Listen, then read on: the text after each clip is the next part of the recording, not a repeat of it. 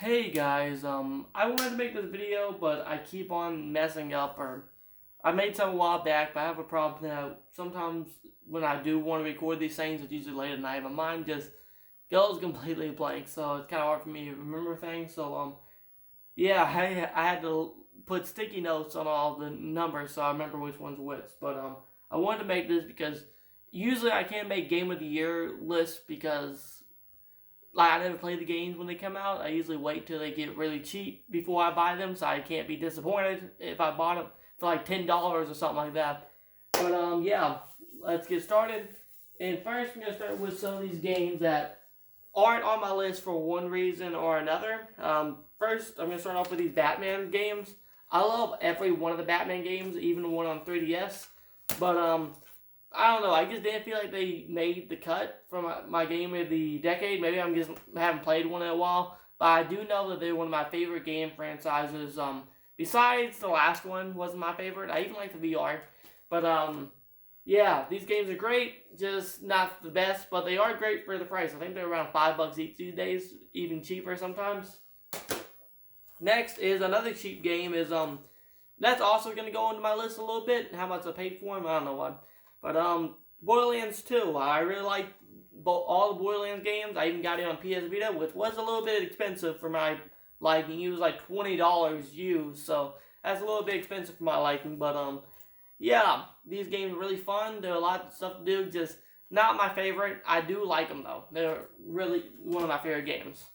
Next is Dead Space 2. I haven't played 1 or 3, but I do know I like 2. It reminds me a little bit of Resident Evil 4. And Resident Evil 4 is one of my favorite games of all time, so if I do compare a game to that, it's a good thing. Yeah. Next is some games that they might have been on my list if I played them yet. I ordered a lot of games for Black Friday because they were going really cheap. I think for like $10 a piece, so I ordered a bunch of them that I plan to play anyway.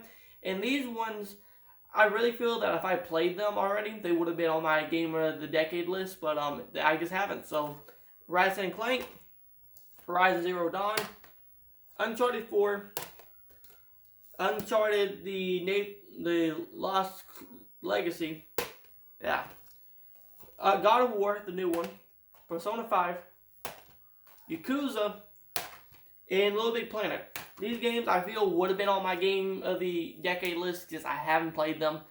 So yeah, all these games I either played most of that's on my list. I either played most of or I played at least a little of to know that I like it. First is Saints Row. I really like Saints Row series. I think only one of these really flies, but I decided to list both of them.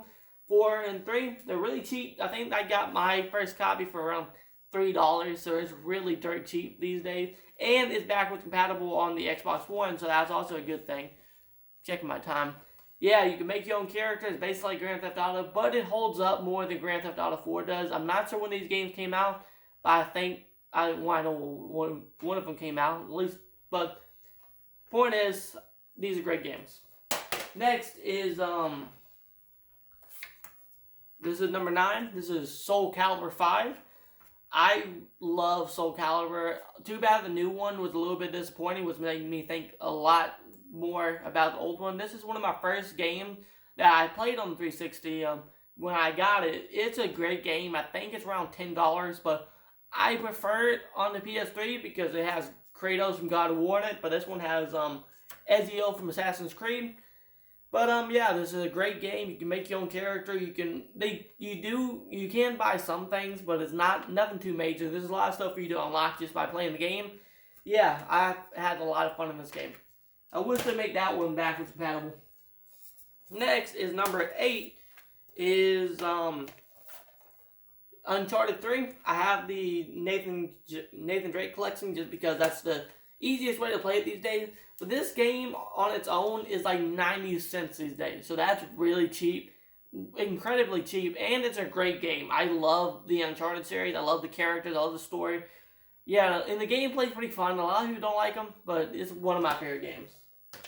Next is a game I got on Black Friday. It's Kingdom Hearts 3. I really love this game. I'm not a big Kingdom Hearts fan, But I'm a big Disney fan. I love all the Disney worlds in it. I think it has a lot of detail.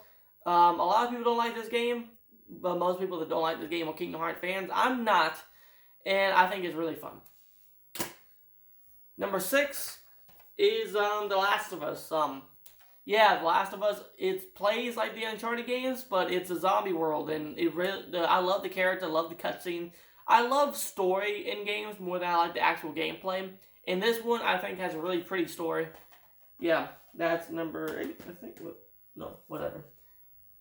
Number 5 is Super Mario Odyssey. I really enjoyed this game. I paid full $60 for it because Nintendo games don't go down, but I think it's worth it. It's a really fun game. It really makes me feel honored to have played a Mario game because this really, I feel, celebrates the legacy of Mario. It really changes up everything. It brings it into a more of a modern age, and I really appreciate it. I think the graphics are pretty. I don't feel like playing this twice. That's my only gripe about. I know there's excuse to play it twice. I guess it's just me. I don't play games twice, so this one was a little bit expensive to play once, but I think it's really fun.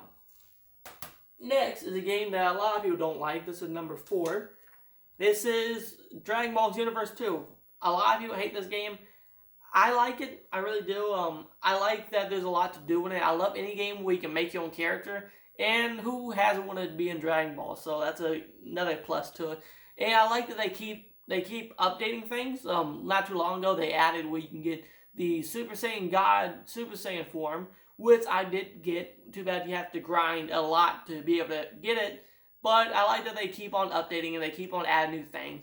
And there's a lot to do in the base game already. Too bad it's not that much of a step up from Dragon Ball Xenoverse 1. It has a lot of the same missions and everything, like exactly the same. But I still had a lot of fun with it. I still spent a lot of time with it. And I still do go back to it every once in a while to see what else they added. Next is number 3. Sorry about all the sticky notes because I suck at remembering things.